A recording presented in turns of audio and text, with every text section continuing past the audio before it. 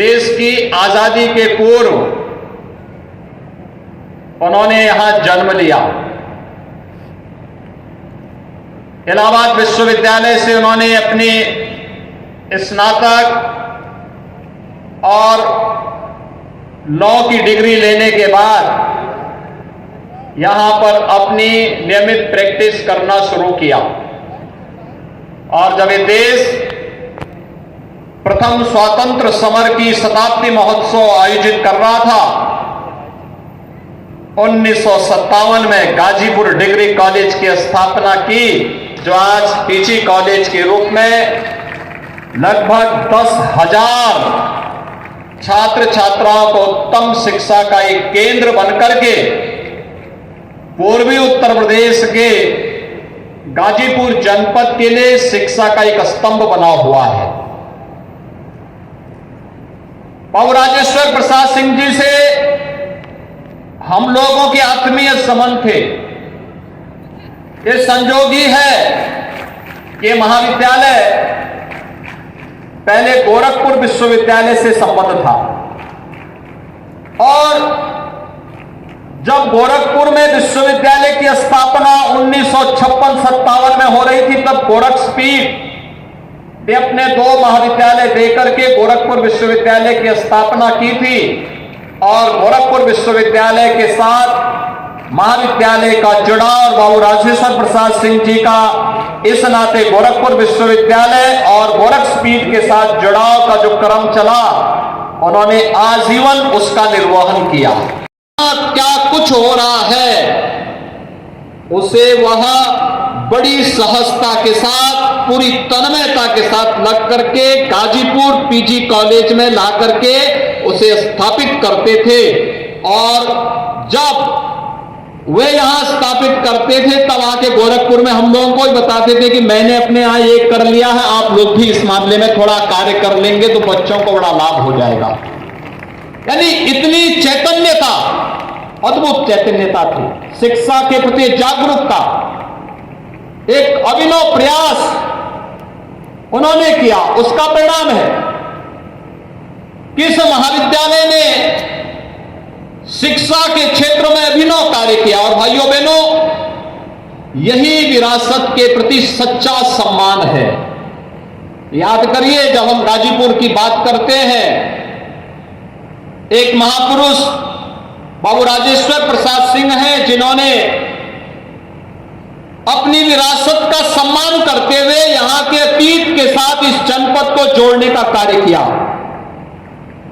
अतीत इस गाजीपुर जनपद का कितना गौरवशाली है। जब महर्षि विश्वामित्र के यज्ञ में राक्षस विघ्न बाधाएं डालने लग गए थे, तब रामचरितमानस के पंक्तियां आप सबको भी याद होंगी कि गादी तनय मन चिंता व्यापी, हर बिनु मरहि न निश्चर पापी। यही सोचा था विश्वामित्र ने। और महर्षि विश्वामित्र के ही पूज्य पिता की राजधानी हुआ करती थी, उन्हीं की राजधानी का हिस्सा था ये गाजीपुर, जो आज गाजीपुर के रूप में हम सबके सामने है। भारत के इतिहास को बनाने वाला जनपद, भारत और आर्यावर्त से राक्षसों का समूल नाश करने का संकल्प लेने वाला जनपद, और इस गाजीपुर का जो संकल्प था, यहां जन्मे और जिन्होंने अपनी कर्मभूमि के रूप में गाजीपुर को उस समय गादीपुर के रूप में एक नई दिशा दी थी, महर्षि विश्वामित्र की परंपरा का यह जनपद महर्षि विश्वामित्र नहीं होते तो क्या आर्यावर्त की 2 ताकतें अयोध्या और जनकपुर क्या एक हो पाता? आप सब का अनुमान करिए कि जनकपुर की सभा में तो अयोध्या को निमंत्रण ही नहीं था, सीता स्वयंवर में अयोध्या को निमंत्रण नहीं, वहां पर तो महर्षि विश्वामित्र माध्यम बने थे राम और लक्ष्मण को ले जाने के, और आर्यावर्त की 2 ताकतों को जोड़ने का काम हुआ था। क्योंकि महर्षि विश्वामित्र इस बात को जानते थे कि रावण के राक्षस अब बक्सर तक अगर पहुंच चुके हैं तो इसका मतलब आर्यावर्त खतरे में है।